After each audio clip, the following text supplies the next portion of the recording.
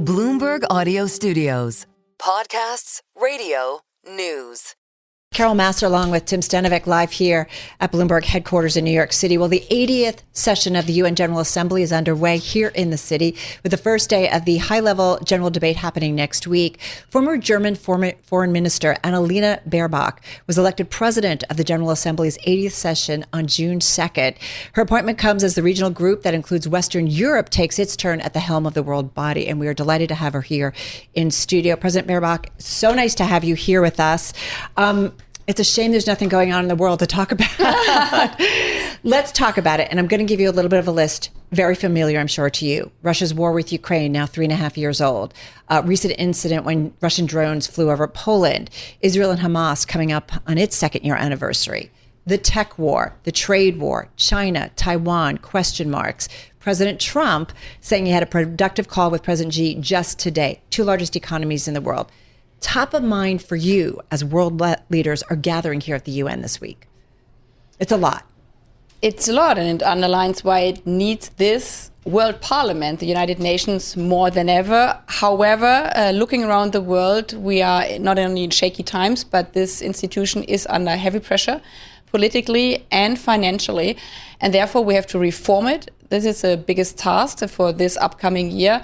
And as well, and this is what I would like to underline as president of this General Assembly and the United Nations, that if we wouldn't have the United Nations, we would have to build it, because none of these global challenges you just mentioned could one country face alone or even solve alone. And this is why the theme of this session is better together. What is your priority in terms of reform? What is the number one reform that you intend to accomplish? It has to be more efficient. It's a very big organization. It does incredible work, but all we are talking about is the failure of the Security Council, because as you mentioned, the war in Ukraine going on, because a permanent member of the Security Council can just put a veto. So many are asking, so if you're not delivering on peace and security, why does it still matter? But there are institutions like UNICEF, everybody knows, millions of children wouldn't go to school without the UN, UNICEF. 125 million people would have literally starved last year if the World Food Programme wouldn't have supported them. And imagine the COVID pandemic. Even the biggest countries like the US, a strong economy like my country, Germany, we could have not fought this virus alone because COVID didn't have a passport. So you can only do it together with the help of the World Health Organization and vaccination going on. But people don't know about these great successes. So make clear that this is all the UN and the money goes to the points where it actually delivers on the people is the biggest task, and this is why it needs this reform, but it needs also the political commitment of leaders. It needs obviously the funding of member states, and currently, especially the host country is questioning this. What can you tell us about funding and where you are and how much it's difficult and what more could you use and what do you need? Well, every country should pay their obligation, and the United States has been one of the biggest donors. I'm also always underlining this. Germany has for a long time been the second biggest donors, but it's in the self-interest of every country itself.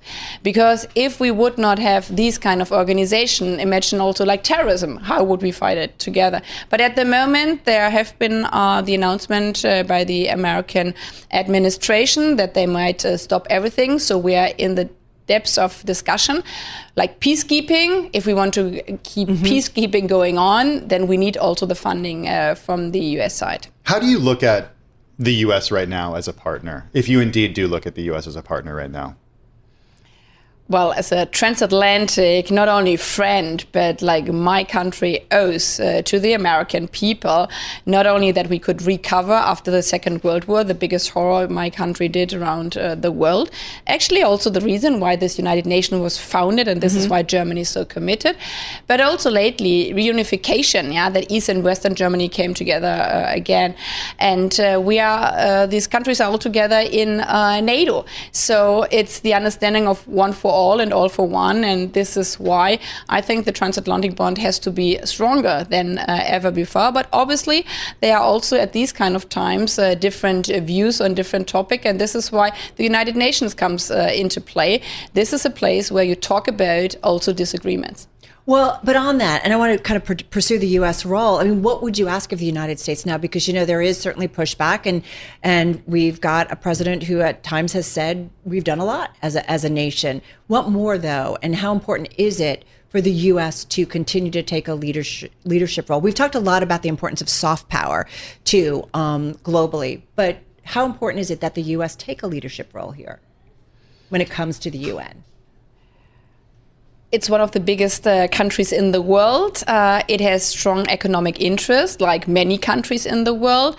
And we saw already, not only with COVID, when global trade stopped, we saw it also when the Houthis attacked ships in the Red Sea, what it would mean for global trade. We saw it when one cargo ship was turned in the channel a couple of years ago. So the effects also for one of the biggest economic powers like the US, without a world of free trade and rules which are based on the UN Charter on every country having the same rights, would be horrible. I mean, it attaches employment, it attaches economic growth, and maybe one of the recent topics, artificial intelligence. The whole competence lies in this country here, in some other countries around the world.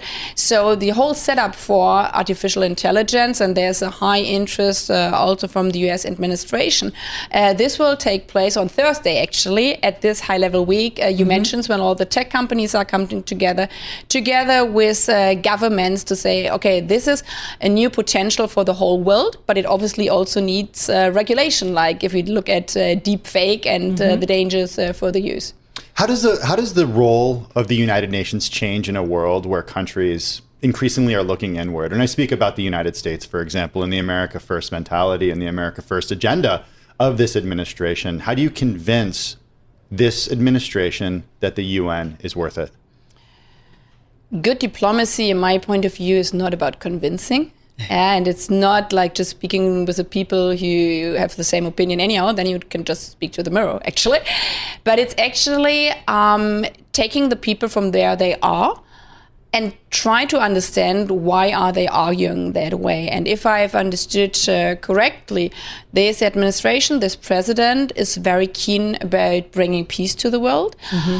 So I invited all heads of states to think about this much better together. How can we bring peace to this divided world? You need partners.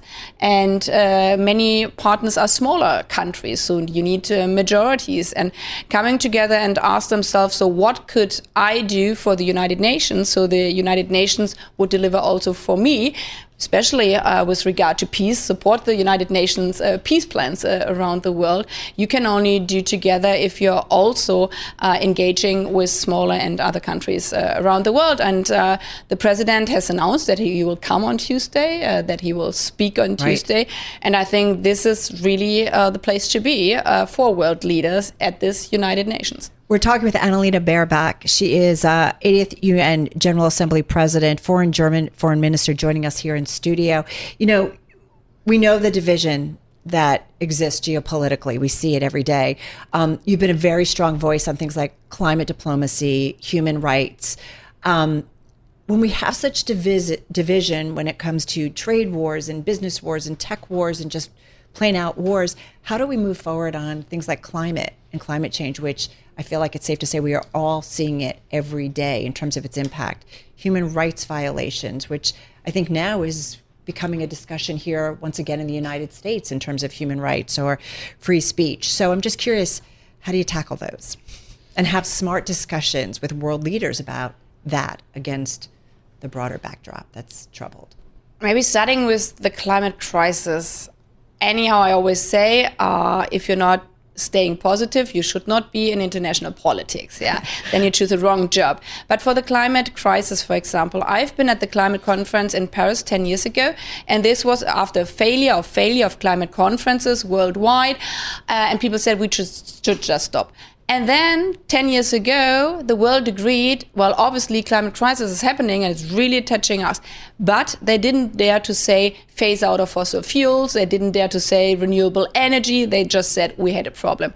And now in 2025, or actually last year, when the world came together at the climate conference, they said the future is renewable. Yeah, so it was only 10 years time and was kind of a resolution. So you could dislike that, say, I don't like renewable energy, but I mean, the power goes where the money goes. And the big industry around the world, they have invested into renewable energy. If we want to get into the market around the world, like on the African continent, where still millions are not being electrified, this is only possible through renewable energy.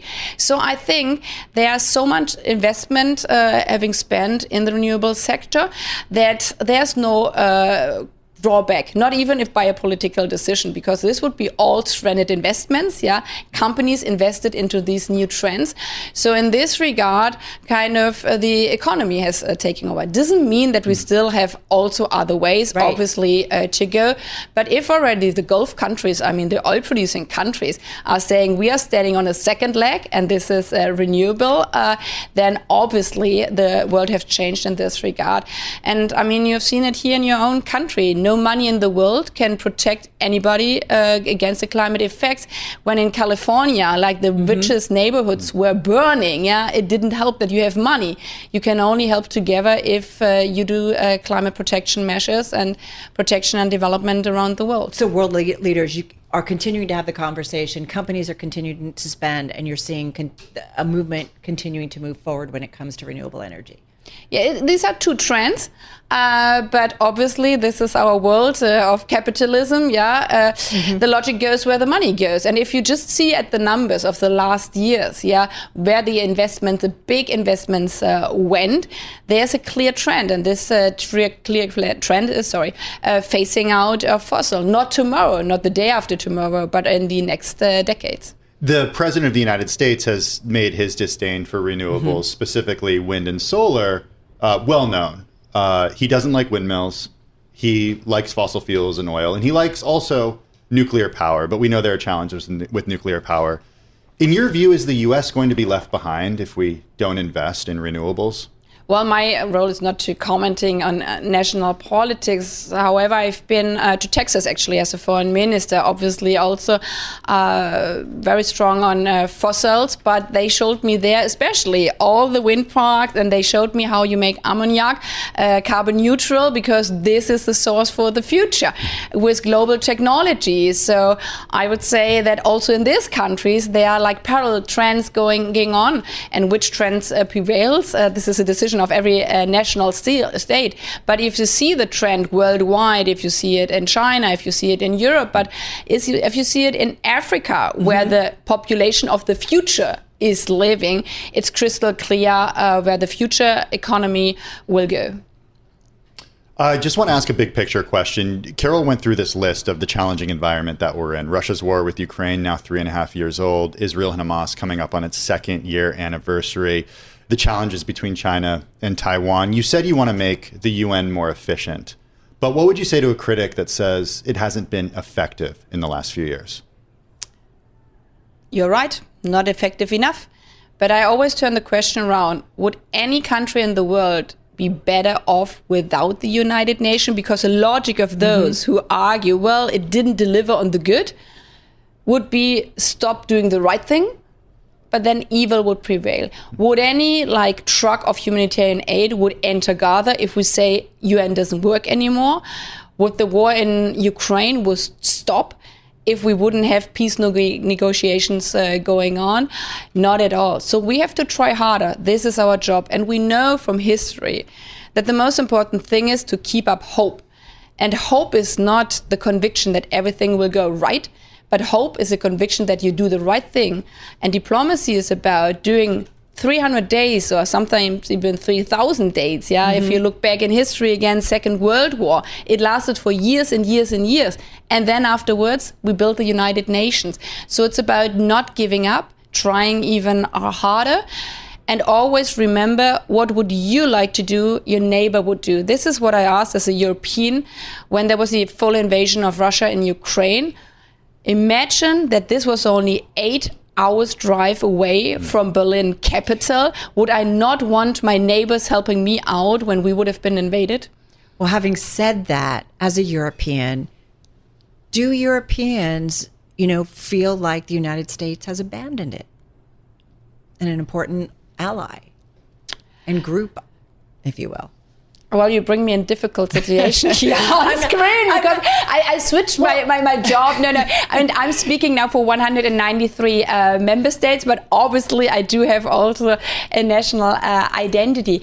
But I mean, this is also democracy. Government change and therefore policy change. But I'm a believer, as I said, not only an optimist, but a believer that deep inside, when everybody asks themselves, so what do I wish for my own children? What do I wish for my family is like to have clean water and food, to live in peace and security, to go to school, and to wish that my friends are helping me out. And especially between Europe and the US, I mean, this has been the deepest friendship over the last decades. So the motto we had together, all for one and one for all, I think this is what held us really also the freedom in our different countries. And I believe that the majorities on both sides of the Atlantic sees it still the same way. Well, I have to say, while the UN General Assembly always creates gridlock in New York City and it gets a little crazy moving around, it always does give me a lot of hope and optimism. We get an opportunity to talk to leaders like yourself, global leaders who are seeing different perspectives, different views, and just talking about progress and things that are getting done around the world. So it always gives me some hope. So I'm so glad we got some time with you. Good luck this week. Thank you very much and all the best. Take care. Annalena Baerbock, she is the 80th UN General Assembly President, German foreign minister, joining us right here in studio.